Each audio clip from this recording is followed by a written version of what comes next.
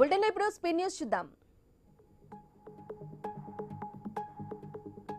మహిళల వన్డే ప్రపంచ కప్ లో భారత్ ఘన విజయం సాధించడంతో విజయవాడ బీజేపీ రాష్ట్ర కార్యాలయంలో బాణసంచా కాల్చి వేడుకలు నిర్వహించారు.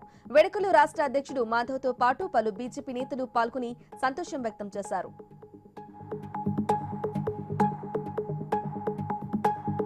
హుజూరాబాద్ ప్రభుత్వ ఆసుపత్రిలో నెలకొన్న సమస్యల పరిష్కారం కోసం కేంద్ర మంత్రి బండి సంజయ్ ప్రత్యేక చొరవ తీసుకున్నారని బీజేపీ జిల్లా అధ్యక్షుడు గంగాడి కృష్ణారెడ్డి తెలిపారు. హుజూరాబాద్ ప్రభుత్వ ఆసుపత్రిని స్థానిక బీజేపీ శ్రేణులతో కలిసి కృష్ణారెడ్డి సందర్శించారు. గతంలోనే ఈ ప్రభుత్వ ఆసుపత్రి గురించి బండి సంజయ్ దృష్టికి తీసుకెళ్లినట్లు, కేంద్ర మంత్రి సానుకూలంగా స్పందించినట్లు కృష్ణారెడ్డి తెలిపారు.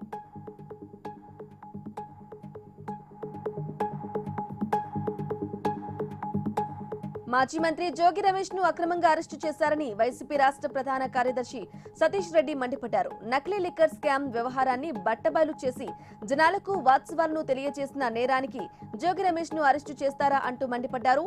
కేవలం నిందితుని స్టేట్మెంట్ ఆధారంగా అరెస్టు చేయడం దుర్మార్గమన్నారు. రాష్ట్రంలో ఇంత దారుణమైన పాలన ఎప్పుడూ లేదని సతీష్ రెడ్డి విమర్శించారు.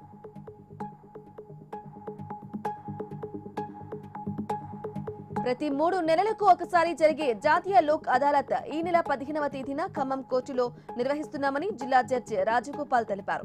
పోలీసుల సహకారంతో తెలంగాణ రాష్ట్ర వ్యాప్తంగా స్పెషల్ లోక్ అదాలత్ జరగబోతుందని, ఈ లోక్ అదాలత్ లో అన్ని రకాల కేసులు రాజీ చేయబడతాయని జిల్లా జడ్జి రాజగోపాల్ స్పష్టం చేశారు.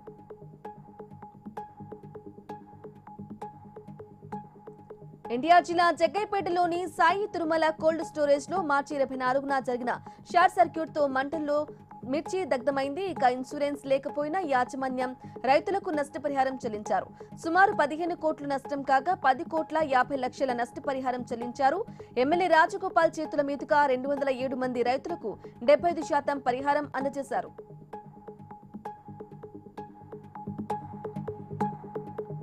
బార్ యజమానుల సమస్యలపై నాంపల్లిలోని అబ్కారీ భవన్ ఎక్సైజ్ కమిషనర్ కు వినతి పత్రం అందజేశారు. బార్ అండ్ రెస్టారెంట్లకు రెంటల్ డీడ్ రిజిస్ట్రీ తప్పనిసరి నిబంధనల వల్ల యజమానులు తీవ్ర ఇబ్బందులు పడుతున్నారన్నారు. దీనికి సంబంధిత జీవోను ప్రభుత్వం రద్దు చేయాలని తెలంగాణ రాష్ట్ర bar and restaurant owners association అధ్యక్షుడు దామోదర్ గౌడ్ విజ్ఞప్తి చేశారు. బార్ యజమానుల సమస్యలను ప్రభుత్వం సీరియస్ గా తీసుకుని తక్షణ పరిష్కారం చేయాలని విజ్ఞప్తి చేశారు.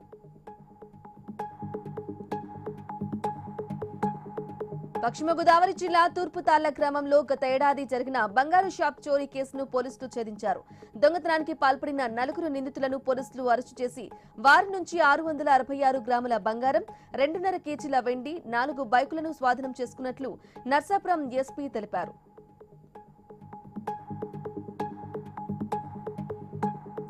ఎన్డీఏ కూటమి ప్రభుత్వంలో హిందూపురం నియోజకవర్గంలో అభివృద్ధి శరవేగంగా జరుగుతుందని ఎంపీ బీకే పార్థసారథి పేర్కొన్నారు. హిందూపురం పట్టణంలో వెలసిన సోకూరు ఆంజనేయ స్వామి దేవాలయ నూతన పాలకవర్గం ప్రమాణ స్వీకారోత్సవం కార్యక్రమంలో ఎంపీ పార్థసారథి పాల్గొన్నారు.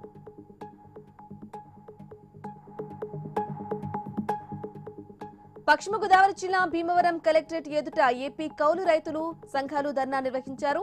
ప్రభుత్వం కౌలు రైతు సమస్యలను పరిష్కరించాలని నిరసన వ్యక్తం చేశారు. భూ యజమానుల సంతకంతో సంబంధం లేకుండా ప్రభుత్వమే కౌలు గుర్తింపు కార్డులు ఇవ్వాలని రైతులు డిమాండ్ చేశారు. అలాగే కౌలు రైతులందరికీ తక్షణమే అన్నదాత సుఖీభవ పెట్టుబడి సాయం కింద 20,000 రూపాయలు ఇవ్వాలని డిమాండ్ చేశారు.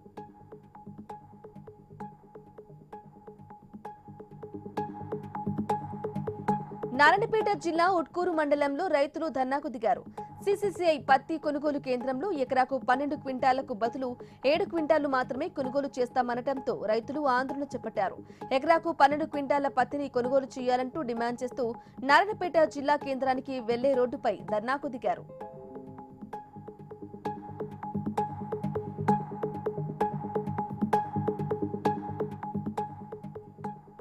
నిర్మల్ జిల్లా కుంటాల మండలంలో తహసీల్దార్ కార్యాలయానికి వెళ్లే రోడ్డుపై గ్రామస్తులు బైఠాయించి ఆందోళన చేపట్టారు. వెంకూరు గ్రామ వాగు నుంచి అక్రమంగా ఇసుకను తరలిస్తున్నారని తహసీల్దార్ కు ఎన్నిసార్లు ఫిర్యాదు చేసినా పట్టించుకోకపోవడంతో తహసీల్దార్ కు వ్యతిరేకంగా నినాదాలు చేశారు. ఇప్పటికైనా ఉన్నతాధికారులు స్పందించి అక్రమ ఇసుక తరలిస్తున్న వారిపై చర్యలు తీసుకోవాలని గ్రామస్తులు కోరుతున్నారు.